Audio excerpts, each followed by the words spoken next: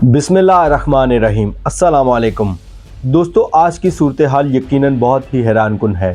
पाकिस्तान ने ऐलान किया है कि सऊदी अरब के साथ होने वाले दिफाई मुआहदे पर किसी भी मुल्क को कोई तहफ़्फ़ुज़ात नहीं, बल्कि पाकिस्तान ने यह भी कहा है कि अब कई मुल्क हमारे साथ ऐसे ही दिफाई मुआहदे करने के ख्वाहिशमंद हैं। इस ऐलान के बाद ये कहना बिल्कुल दुरुस्त होगा कि पाकिस्तान एक बड़ी उभरती हुई ताकत के तौर पर सामने आ रहा है। ईरान के सदर ने भी हाल ही में अक़वाम मुत्तहिदा में खड़े होकर ये इशारा दिया है कि ये तो सिर्फ शुरुआत है, असल कहानी तो आगे जाकर शुरू होगी। यकीनन साफ जाहिर है कि ईरान समेत कई ममालिक इस डेवलपमेंट से खुश हैं, लेकिन सबसे दिलचस्प और गैर मुतवक्के बात तब सामने आई जब ईरान के एक नहायत अहम जनरल मेजर जनरल याहिया रहीम सफ़वी, जो आयतुल्लाह ख़ामेनी के बहुत करीबी मशीर हैं, उन्होंने कहा कि पाकिस्तान और सऊदी अरब का मुआहदा शानदार है और अब वक्त आ गया है कि ईरान भी इस मुआहदे में शामिल हो।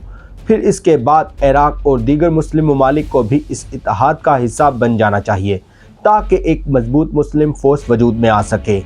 सोचने वाली बात यह है कि ईरान के इस तरह के बयानात का मतलब है कि वो हकीकतन शमूलियत चाहते हैं, वरना इतने आला सतह के मशीर सुप्रीम लीडर की मंजूरी के बगैर कभी ऐसी बात नहीं कर सकते।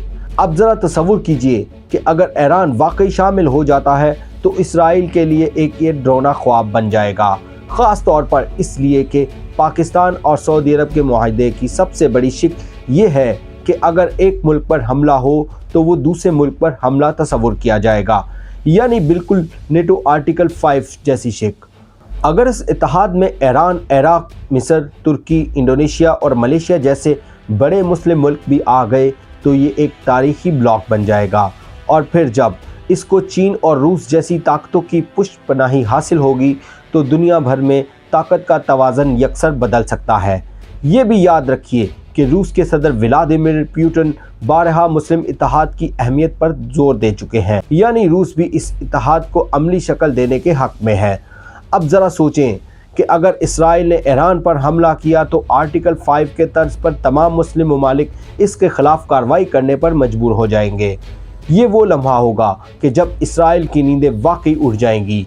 ये सारी सूरत हाल दरअसल मोहम्मद बिन सलमान की सियासी बसीरत का नतीजा है। उन्होंने पुरानी दुश्मनियों को ख़त्म करके ईरान के साथ ताल्लुकात को बेहतर बनाया और पाकिस्तान के साथ वो दिफाई मुआहदा किया जो इनके बुज़ुर्ग रहनुमा बरसों से ना कर सके। इस फैसले ने पूरे खिते की सियासत को यकसर बदल कर रख दिया। अब अहम सवाल ये है कि क्या मुसलमान ममालिक अपनी अंदरूनी तकसीम को भुलाकर एक ताकतवर ब्लॉक बना सकेंगे? अगर यूरोप और अमेरिका अपने तारीखी इख्तिलाफात को भुलाकर इसराइल के तहफ़्फ़ुज़ के लिए इकट्ठे हो सकते हैं तो मुस्लिम ममालिक क्यों नहीं? याद रखिए, इसराइल की सरहदें मिस्र, उर्दन, शाम और लबनान जैसे मुस्लिम ममालिक से जुड़ी हैं। अगर ये सब ममालिक एक ब्लॉक में शामिल हो गए तो इसराइल के लिए अपनी फ़ज़ाई और ज़मीनी हदूद का दिफा करना तकरीबन नामुमकिन हो जाएगा। यही वजह है कि इसराइल हमेशा से मुस्लिम दुनिया को तकसीम रखने की कोशिश करता रहा है। इधर दूसरी तरफ अमेरिका अपने अंदरूनी बहरानों में फंसा हुआ है। डोनाल्ड ट्रंप ने हाल ही में ऐलान किया है कि अमेरिका में रिलीज़ होने वाली गैर मुल्की फ़िल्मों पर 100% टैरिफ लगाया जाएगा। ये कदम दरअसल इस बात की निशानदही करता है कि अमेरिका खुद माशी और सियासी दबाव का शिकार है। ऐसे वक्त में अगर मुस्लिम ममालिक मुत्तहिद हो जाए तो आलमी सियासत का नक्शा यकसर बदल कर रह जाएगा।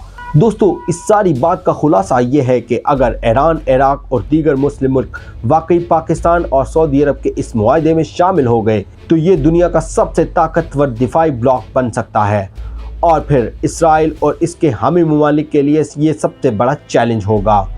दोस्तों, अगर आपको हमारी ये वीडियो पसंद आई हो तो हमारे चैनल को सब्सक्राइब करें और वीडियो को लाइक और कमेंट करना ना भूलें।